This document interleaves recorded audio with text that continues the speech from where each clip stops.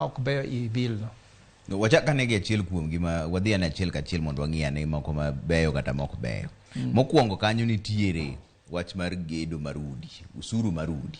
Yes. Iluongo ni housing fund levy. Yeah. Atamalo 3 igolo kuom ng'ama ondiki, atamalo 3 igolo kuom joma ondiko ji e tich. Pesa monego bed ni chiwo kanyo konego bed ni kadho 9,000. Giwacho ni mano pesa ma ka ok idwaro ot tibiro duoknigo bang' higni 7. Mano koyudo kosegol usuru kuomi to gi ng'ama ondiki bende. Yeah. Mano paro maber koso paro marach?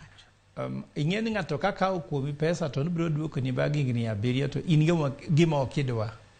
Nitie ng'at manyalo dwaro nogol pesa e gima ok odwa, to sani nitie ng'at ma kaka doket pesa, kaka doket chiemo e mesa onge. Koro otho kech tibiro kawo pesa no ibiro duokone bang' higni 7 ka en koro osega hinyore. Mano ok apar no ok en gima ber. Bara mar ariyo, ing'e seche miketo atamalo 3 no ikuom ng'at ma loso tije, to sani tije tin.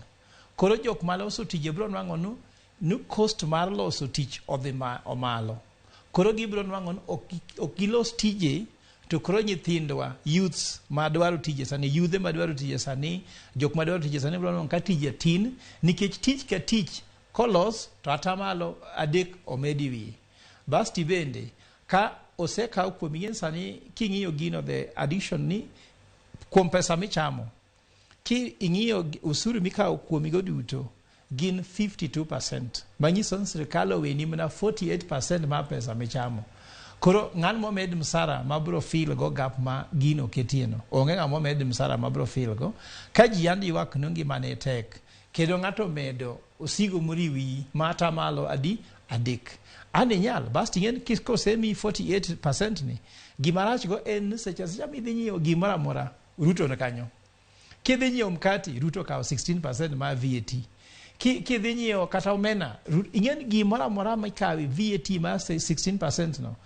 Osekaw kuomi 52% bodhi. Iwi 48% minigo ni kendo gimora mora minyiewo kata kidhi ikore dhi nyiewo go mafuta mara piko okaw kuomi, dhi nyiewo dek okaw kuomi 16%. Koro mano en gima iluongo ni otweni okanda matek ma ok dinyal. To udi gi donge dwarore nikech nonro wacho ni wadwaro udi chiegni 250,000 iga ka iga. To sani atamalo 80 pok oyudore nyaka kawuono. To sirkal wacho ni magi udi mabiro bedo udi ma bechgi bet ogore maber ma ji nyalo nyiewo. Trevor, mano ni mriambo maduong' malich. King'iyo economy, atamalo 10 ma Jokenya gin e jok monyiewo ut modaki ut ma ginyiewo. Atamalo 90 gin jok ma gin ma orent. Koro gino en force of power and demand, power and supply.